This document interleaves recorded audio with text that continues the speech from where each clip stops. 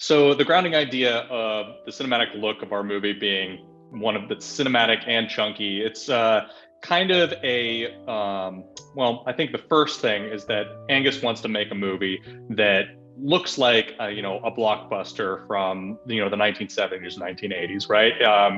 The cinematic look that he's after is kind of one that's a little bit like more mature and aged up than something you might typically be like expecting from a Pixar film, right? And so that means we are putting all kinds of like detail and grit on the screen and into our models and all of our designs that are this kind of like new for this film, right? And then the chunky aspect of it is very much like inspired by that sort of like 1980s kind of consumer electronic, like cassette futurism kind of look that we were really kind of jiving on as sort of the area that we wanted to be in terms of the overall design of the film. So that's kind of the confluence of those two things is the look of our film. So let's see, some of the research that we did, like a big thing for us was we really wanted to incorporate like a sense of reality into the world that we were building. We took a awesome trip down to the Johnson Space Center in Houston, Texas, which is NASA, and that was like hugely informative for us. We really wanted the world that we're creating to have this kind of tactile push button sort of mentality to it. We don't have any touch screens or kind of newfangled looking technology. We really wanted to embrace that kind of old school look in all of the tech of our world. So that was huge. Also getting to kind of walk around NASA and see the work environment for the astronauts and all the professionals and support staff that are there really like gave us a window into what the world of professionals who are doing that kind of work is like, right? So it was just as interesting to see the bulletin boards and the hallways of NASA where like the astronauts are working, as much as it was getting to see the awesome rockets and all of their training equipment, because that's kind of the thing we're trying to make. We're trying to make a real fleshed out world that basically feels bigger and more expansive than just the rooms you get to see in our film. So that was a super awesome opportunity and a lot of fun. All right, yeah. So we have a lot of spaceships, all kinds of cool technological sets in our world. I think we really again we wanted that tangibility, that realism in all of the places in our film, but probably the place that you see it most is like in the cockpit, right? Buzz is surrounded by all this, like these levers, these buttons, these lights. We kind of really wanted it to feel like a real place that we were sticking a camera into and actually shooting in a real set. And a big part of achieving that was kind of making sure that we had that realistic level of detail.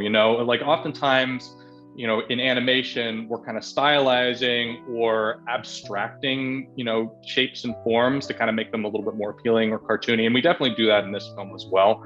But we definitely leaned farther into trying to have the level of fidelity and the detail in Buzz's surroundings that you might actually see, in a real cockpit, like adding all those cool wires and graphics applications. Like you look at the inside of an actual jet cockpit and it's just replete with stuff, right? And we really wanted that sense, right? So that when you are flying on a mission, when Buzz is kind of going through outer space, you have all this stuff that's kind of shaking and rattling around in the cockpit.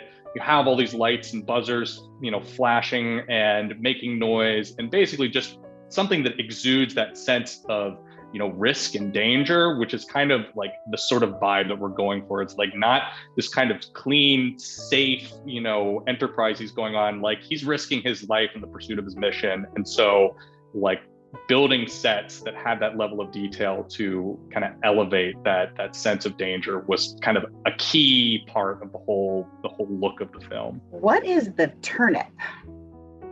The turnip is kind of a big, I refer to it as like colony ship, but it's a kind of a large, kind of self-contained vessel that has kind of everything that you would possibly need to basically land on a planet and carry out a mission, right? Has like all these, people, staff, materials, gear, vehicles. So it's a massive ship, right?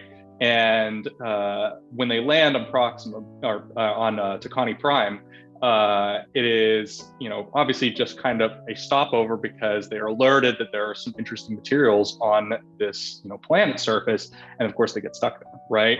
But luckily, the Turnip is designed such that it has everything you would be able to, possibly need to be able to start some kind of a base or an outpost, which is what our characters end up having to do, right?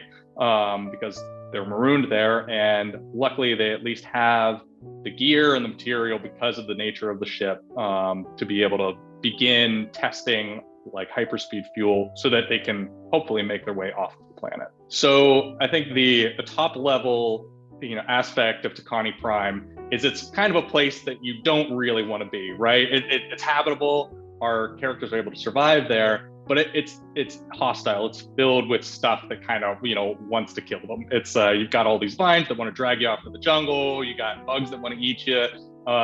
It's just kind of not an ideal situation, right? Especially because they're stuck there. And so I think when we were designing it, everything kind of stemmed out of that, right? The area that we actually crash land in, it's kind of arid. I guess there's a stark beauty to it that I think looks really cool and cinematic, but at the same time, they're kind of stuck out in the middle of nowhere.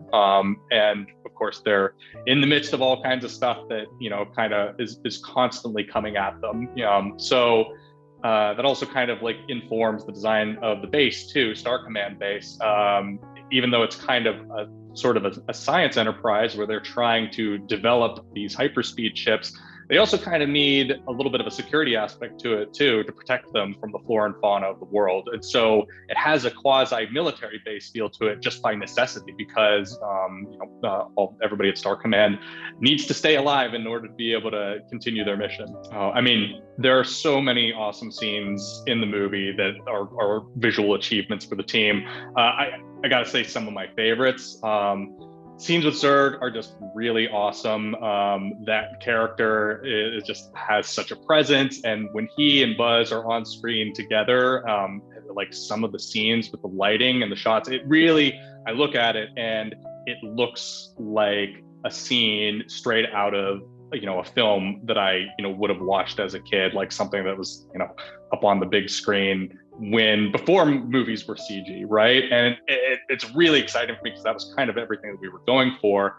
And they're very dramatic characters, and there's also just inherent drama to the world that kind of comes together in some really cool imagery that I'm super excited to see myself on the big screen, and I'm excited for audiences to see, definitely.